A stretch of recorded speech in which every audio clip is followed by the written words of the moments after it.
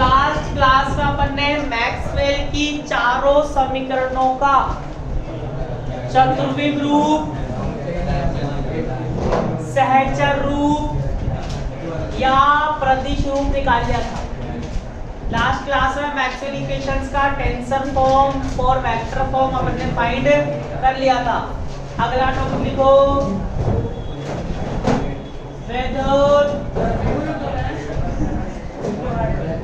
चुंबकीय क्षेत्र सदिश इलेक्ट्रोमैग्नेटिक फील्ड टेंसर विद्युत चुंबकीय क्षेत्र प्रदिश इलेक्ट्रोमैग्नेटिक फील्ड टेंसर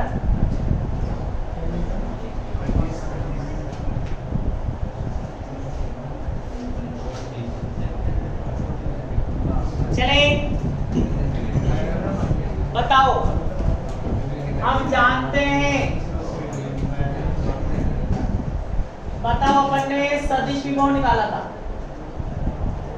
क्या था सदिश विभव? बी वेक्टर बराबर कर्ल ए वेक्टर। याद है? देखो पिछले आगे क्या याद है?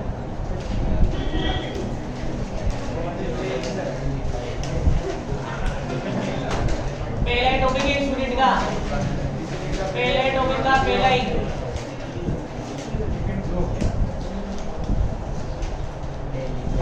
नहीं मिला।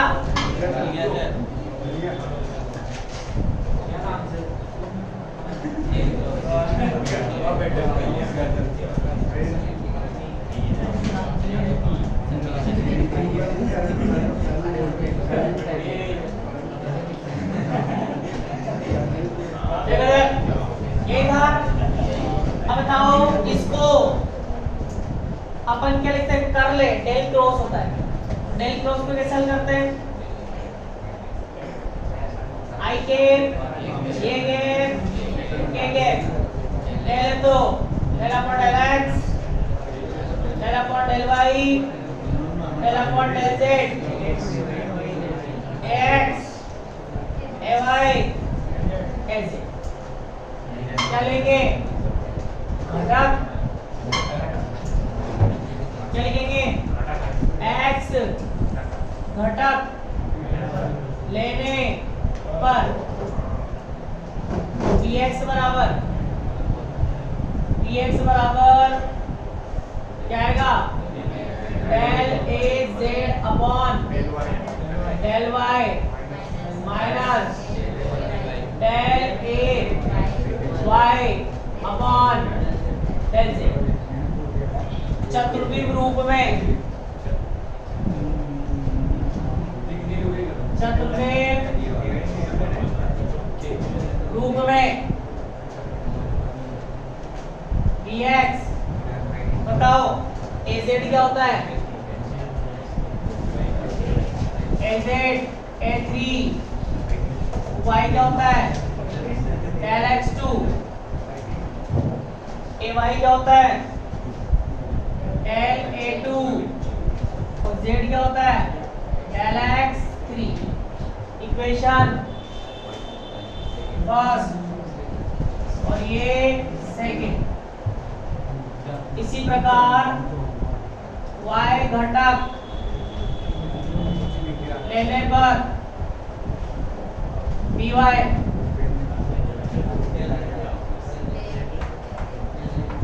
और इसमें क्या आता है? माइनस। ये किसका हो जाएगा? प्लस का। ये किसका हो जाएगा? माइनस का। क्या आएगा? Del ax upon del z minus del az upon del x। चतुर्विद रूप में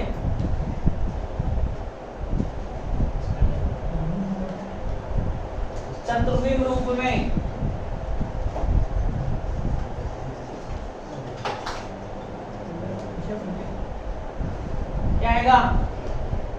dy del a1 upon del x 3 minus del x 3 upon del x 1 equation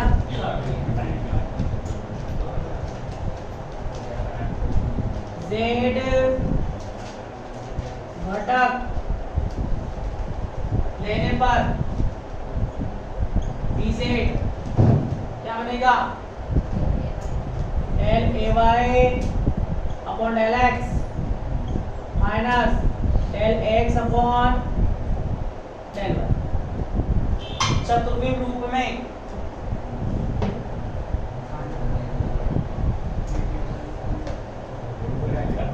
चतुर्विम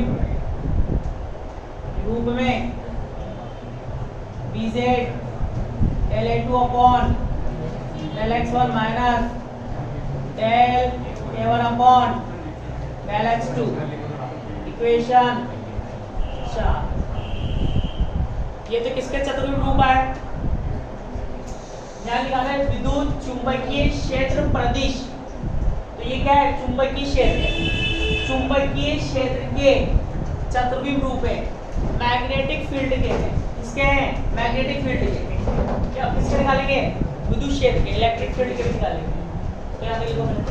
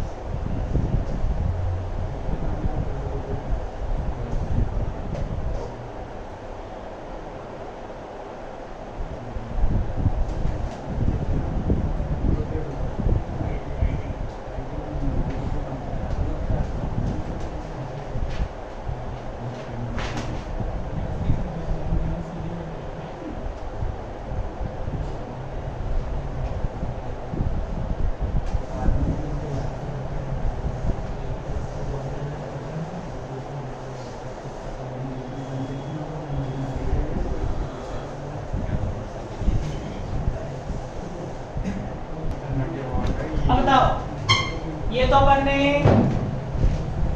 magnetic field के रूप में निकाला है, चुंबकीय क्षेत्र के रूप में। A1 सब आगे इसमें A1 A2 3 2 1 3 2 1, ठीक है। पर अपन को निकालना है भाई A के कितने घटक होते हैं? A के कितने घटक होते हैं? 4। 3 4 4 फैक्टर तो 4 में से 3 तो आया, अब बचा कौन सा? चौथा। चौथा पहले के साथ भी आएगा, दूसरे के साथ भी आएगा, मतलब A4 A2 के साथ, A4 A3 के साथ और A4 A1 के साथ भी जाते हैं। तो उसके लिए बताओ, अपन ने अदिश विभव निकाला था। अदिश विभव स्केलर पोटेंशियल की इक्वेशन क्या थी?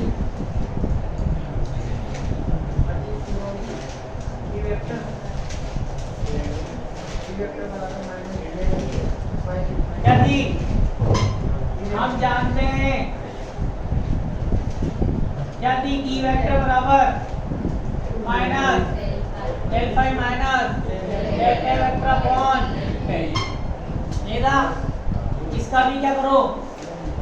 एक्स घटक लेने पर एक्स फैक्टर लो, ये क्या होगा EX माइनस डेल का भी कौन सा लोगे del upon del X 5 minus del A X upon del. फिर क्या करेंगे आयोटा अपॉन सी से गुणा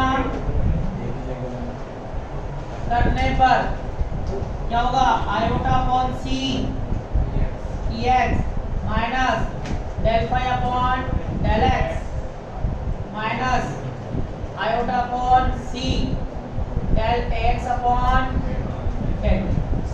यही है तो आयोटा अपॉन सी। ठीक है, अब यहाँ पर ये x1 है और मुझे इसको x4 बनाना है, तो आयोटा से एक बार ऊपर नीचे करूंगा। बताओ आयोटा अपॉन सी EX पहले इसको लिख रहा हूँ, आयोटा से ऊपर नीचे इंटू करेंगे, ऊपर वाला आयोटा स्क्वायर बनेगा, क्या हो जाएगा प्लस का डेल x अपॉन डेल नीचे वाला iota iota C D minus ये क्या हो जाएगा del upon del X iota upon C और ये 5। अब बताओ चतुर्विम रूप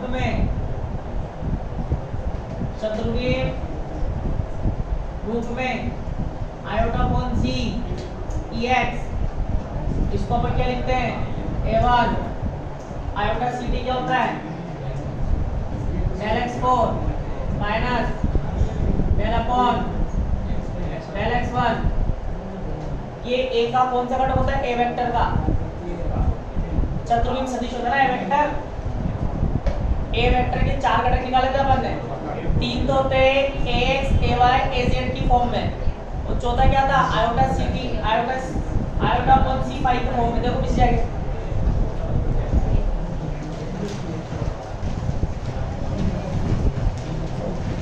और ये तो आएंगे नहीं और पेज पर करेंगे। एक ही लिखना 4 घटक नहीं मिला, परिभाषित भी किया था इसको चतुर्विम सदिश के नाम से। तो ये क्या होता है A4, ये 4 भी आएगा। कौन सी क्वेश्चन आएगी 5 क्वेश्चन आएगी 5। इसी प्रकार कोई क्या करेंगे y घटक लेने पर, और y घटक लो क्या होगा EY माइनस का del upon del y 5 minus del ay upon del t। फिर वही आयोटा अपॉन c से गुणा करने पर आयोटा अपॉन सी EY minus del upon del y iota upon 5 और ये c। यहाँ भी प्लस कर देंगे डेल अपॉन आयोटा सी टी और ये क्या हो जाएगा A1। वही काम किया जो यहाँ किया था, आयोटा सी से होगा फिर आयोटा से ऊपर जो करेंगे तो ऊपर वाला तो क्या हो जाएगा प्लस का, नीचे वाला क्या चल जाएगा अंदर। ठीक है, इसको पहले लिख लो आयोटा अपॉन सी EY del ay upon iota C D minus del upon del y iota 5 upon C. चतुर्विम रूप में आयोटा अपॉन सी EY क्या होता है A2 आयोटा सी डी क्या होता है x4 माइनस ये क्या होता है del A4 upon del x2। इसमें 1 के साथ आ गया 4, इसमें 2 के साथ 4 आ गया। अब z घटक लेने पर क्या आएगा EZ माइनस का del phi upon del z minus का del A Z upon del T iota upon C से गुणा करने पर iota upon C E Z minus del upon del Z iota upon C pi plus del upon A Z del iota C इसको तो उठा के लाओ आयोटा अपॉन सी इजेड और